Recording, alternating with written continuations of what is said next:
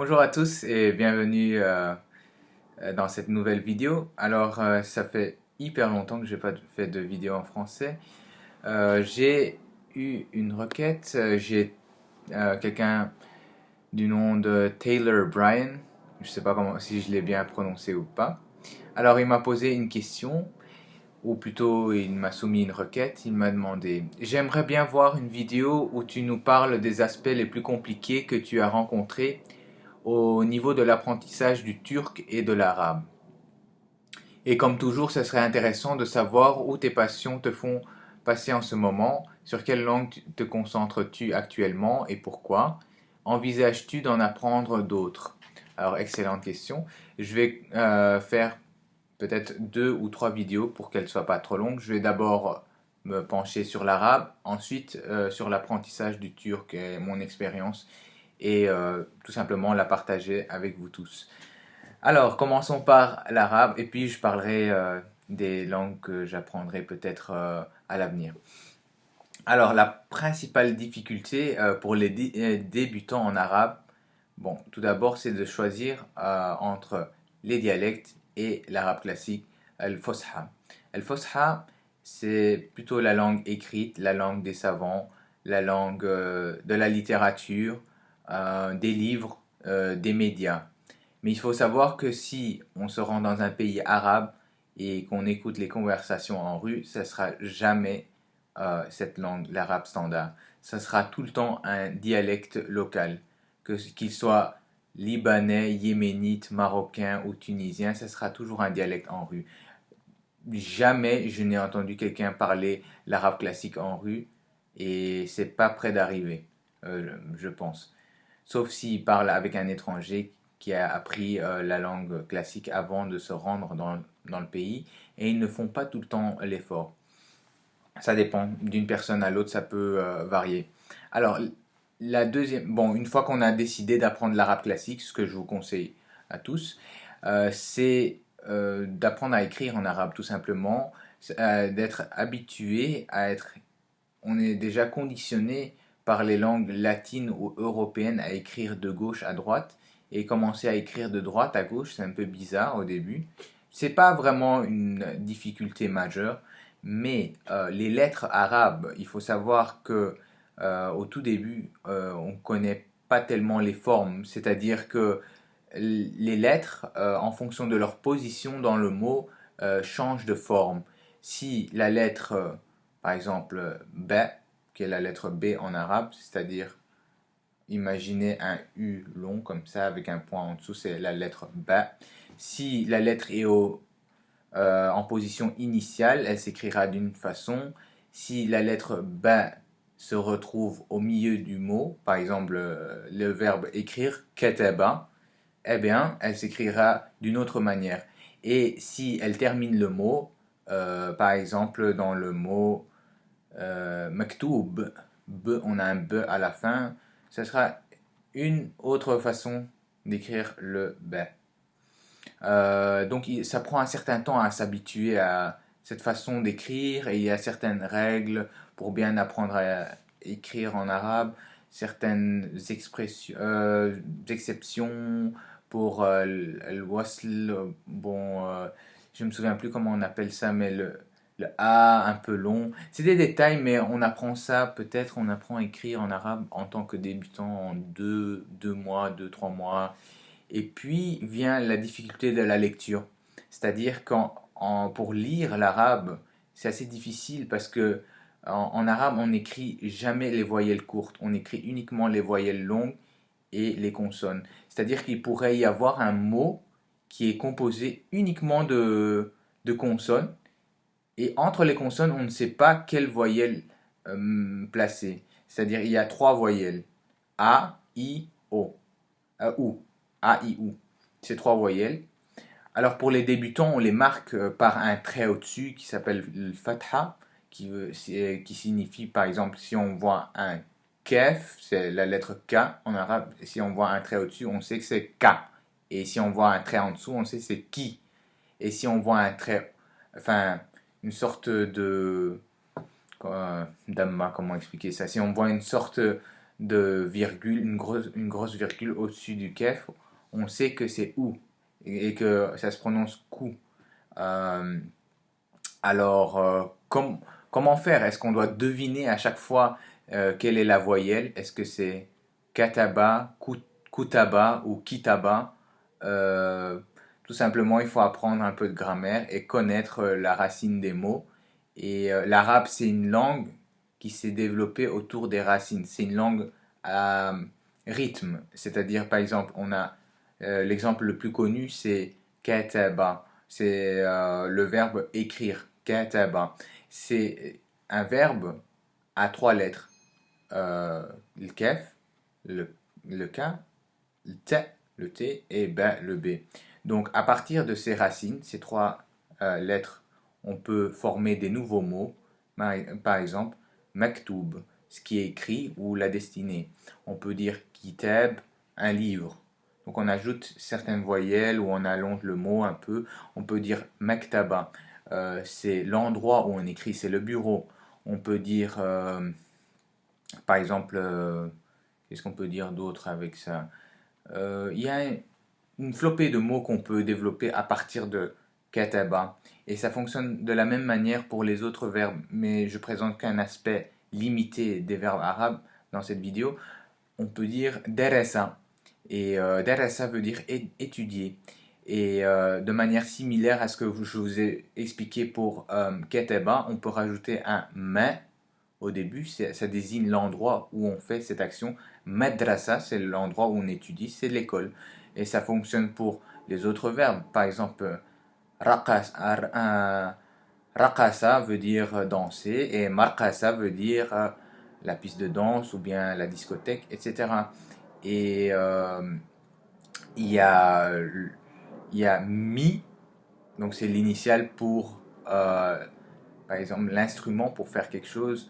Fataha, c'est le verbe ouvrir. Et miftah, c'est l'instrument pour ouvrir. Donc, c'est la clé. Donc, et il y a beaucoup de logique dans cette façon de construire les mots en arabe. Il y a toujours une racine. C'est-à-dire que quand on connaît la racine, on peut déjà savoir dans quel champ lexical on se promène. En fait, mais c'est assez difficile d'apprendre à lire sans les voyelles. Ça, c'est vraiment la difficulté majeure pour un débutant. C'est-à-dire, il doit apprendre certaines règles de grammaire pour comprendre comment lire l'arabe sans les voyelles, parce que la plupart des écrits arabes ne sont pas écrits avec les voyelles, sauf dans les livres pour enfants. Alors, niveau grammaire, c'est une des langues qui possède une grammaire très très compliquée, l'arabe. Je ne parle pas des dialectes Les dialectes sont toujours une version simplifiée de la langue classique, l'arabe standard.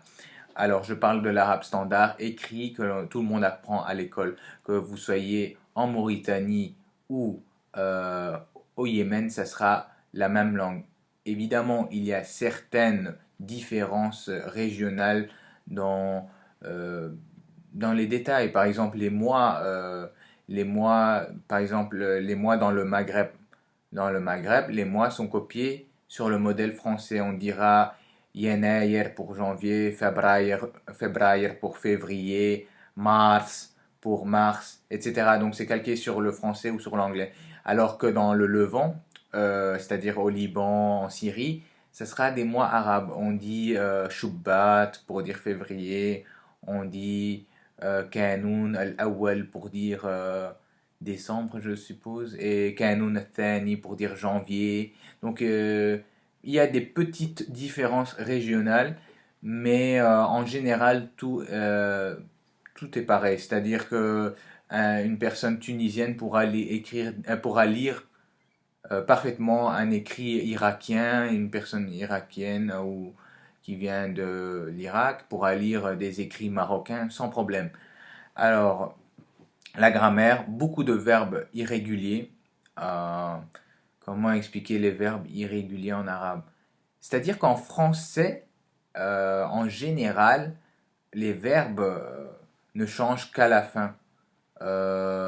C'est-à-dire, par exemple, si on prend le verbe écouter, euh, il n'y a que la fin qui change. J'écoute et que tu écoutes et vous écoutez. C'est la fin uniquement qui change. Nous, ou nous écoutions. Il y a uniquement la fin qui change. Mais en arabe, il y a le début qui change. C'est-à-dire parfois on ajoute des lettres au début. Parfois il y a le milieu qui change et parfois il y a la fin qui change. Par exemple, le verbe deresa. Alors, en arabe, il y a une conjugaison pour le pluriel de deux personnes. Et puis, il y a un pluriel pour à partir de trois personnes et plus. Si on imagine que l'on s'adresse à deux personnes, vous, il faut encore distinguer entre vous deux personnes masculins ou vous deux personnes féminins. Imaginons que l'on parle à deux hommes et on dit vous étudiez. Bon, le verbe de base non conjugué, c'est darasa. Mais une fois qu'on le conjugue, ça devient tadrusani. On voit qu'on a un t qui est venu s'accoler au verbe de base, darasa, et on voit que la finale a changé. On a un ani à la fin. Donc, la conjugaison arabe est très compliquée. Et ce n'est pas un exemple exhaustif, il y a encore beaucoup d'autres exemples. Il faut connaître, mais c'est-à-dire qu'en français, on dit souvent qu'on a les verbes en ER, IR, etc. Il y en a peut-être trois quatre des groupes verbaux. Mais en arabe, on en a au minimum 10, au maximum 100, je pense. Mais bon, il y a certains verbes qui s'utilisent que pour des verbes très rares comme devenir rouge ou quand on parle de quelqu'un qui rougit ou quelque chose dans ce style-là. Donc c'est des verbes moins usités. Donc beaucoup d'irréguliers. Les pluriels aussi en arabe. Les pluriels, à part quelques pluriels irréguliers en français, par exemple un œil, des yeux, la plupart des pluriels en français se terminent en S ou en X. Un genou, des genoux avec X, un hibou, des hiboux, bon, ou une main, des mains avec S. C'est toujours assez simple pour les étrangers d'apprendre le pluriel. C'est toujours, en général, toujours S. Alors qu'en arabe, la plupart des cas, tout le mot change. Par exemple, le mot mur, ha'et, le pluriel devient hitan.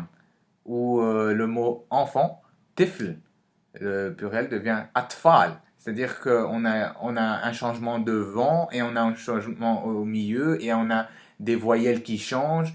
Alors c'est assez compliqué de savoir le pluriel des mots. Il y a des rythmes, mais il faut connaître tous ces rythmes pour savoir comment évolue le singulier vers le pluriel. C'est assez compliqué de savoir. Il faut connaître beaucoup de règles pour parler correctement en arabe.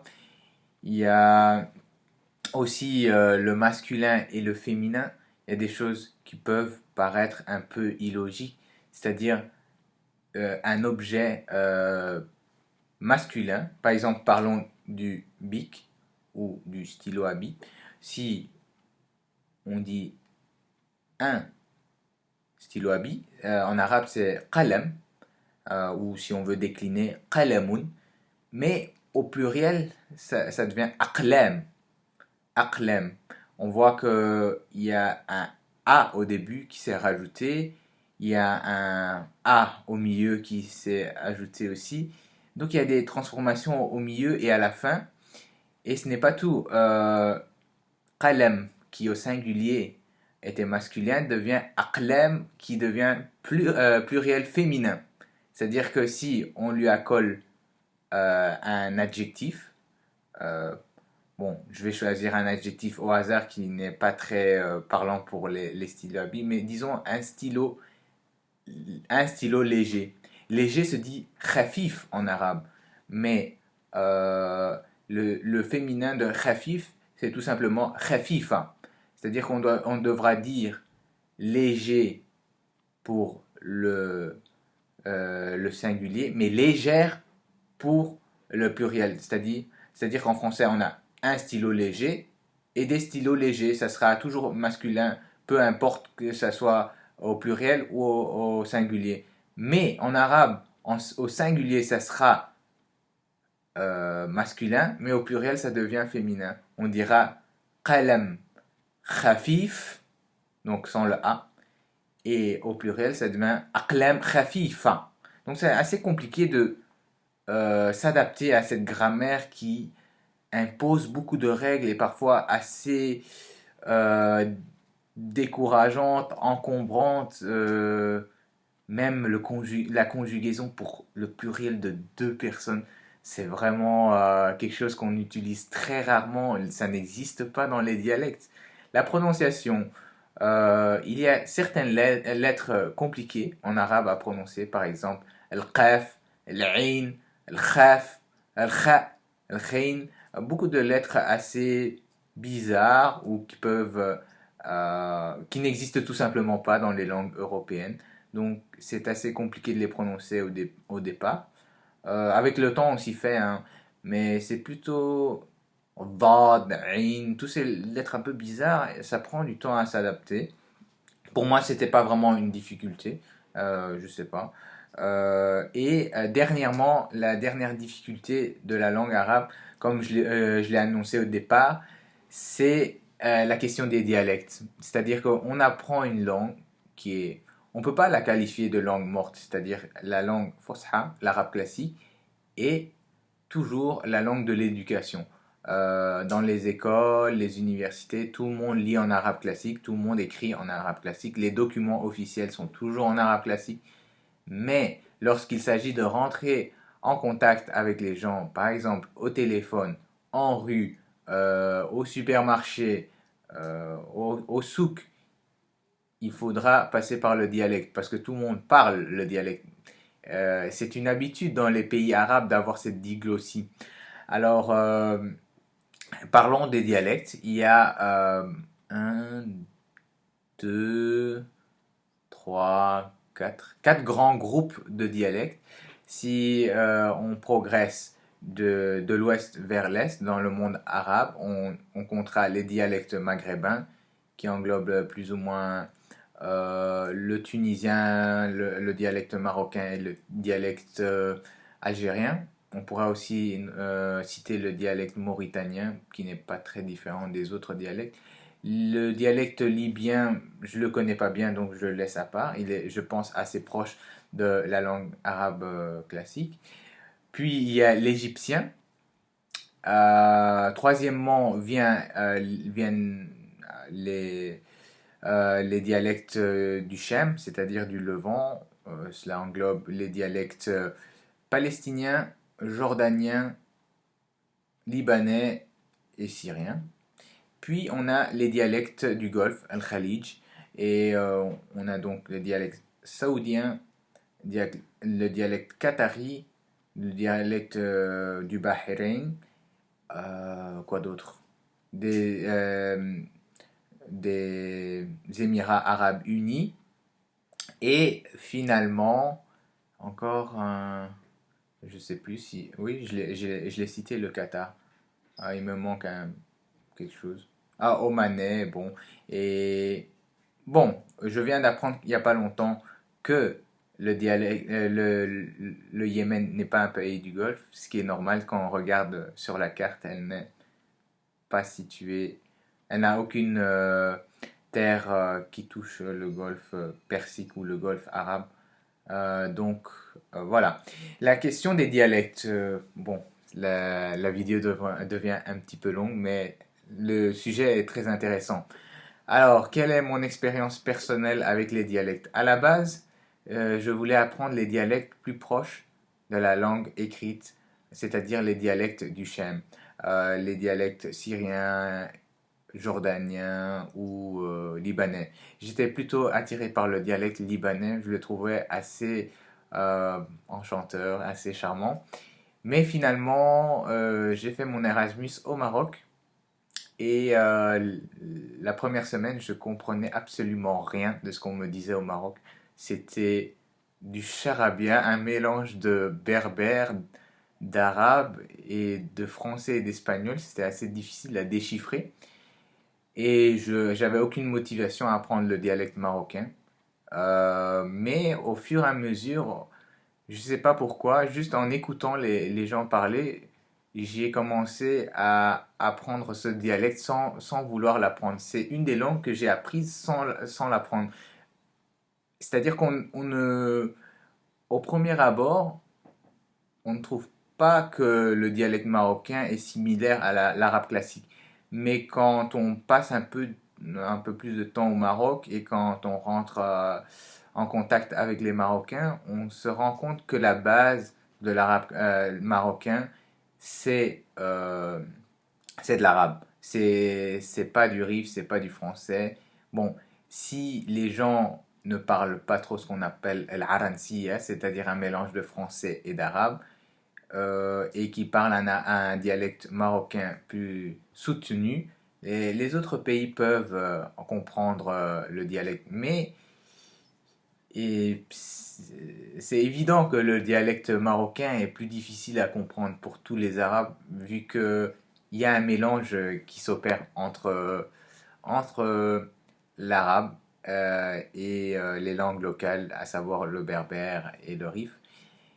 Et j'ai écouté plusieurs dialectes. Je comprends pas très bien le dialecte égyptien, ce qui peut être bizarre. La plupart des Arabes comprennent très très bien le dialecte égyptien car ils regardent des films depuis tout le temps. Des films. En fait, l'Égypte c'est le Hollywood arabe, c'est-à-dire que tout le monde regarde des films en dialecte égyptien et au fur et à mesure on comprend le dialecte. Mais moi j'ai jamais été bercé dans ce dialecte donc je ne comprends pas très bien. Les dialectes, j'ai écouté du dialecte koweïtien. Je trouve ça assez proche de l'arabe classique, donc il y a moyen de comprendre sans avoir étudié ce dialecte. Les dialectes s'apprennent, une fois qu'on a appris l'arabe classique, les dialectes s'apprennent très rapidement. C'est une question de mois, 1 ou 2 mois. C'est-à-dire on doit juste comprendre comment les mots de l'arabe classique sont déformés pour qu'elles deviennent le dialecte.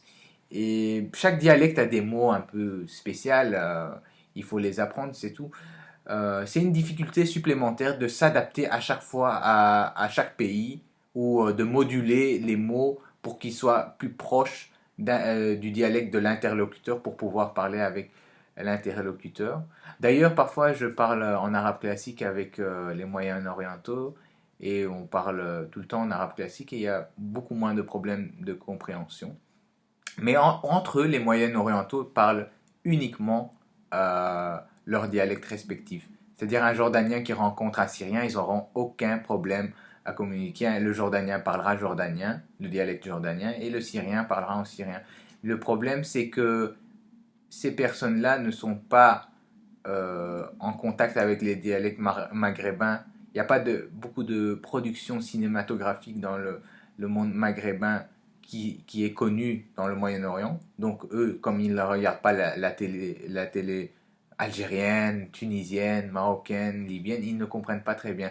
Mais l'inverse n'est pas vrai. Les Marocains, les Tunisiens et les Algériens regardent beaucoup de films moyen-orientaux, donc ils comprennent tous les dialectes.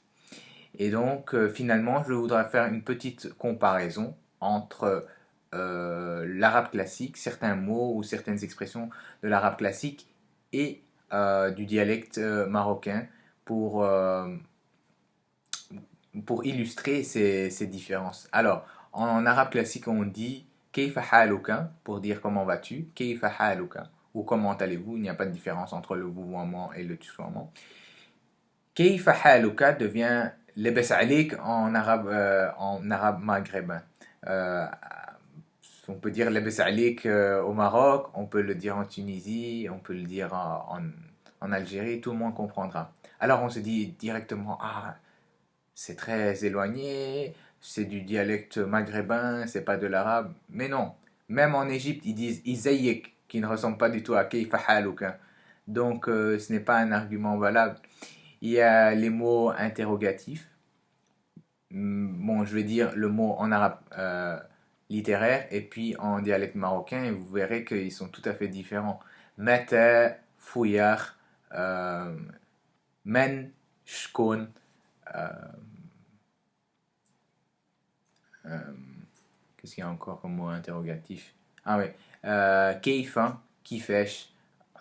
Et ces petites différences ne constituent pas vraiment des difficultés majeures. Il suffit de s'adapter au dialecte.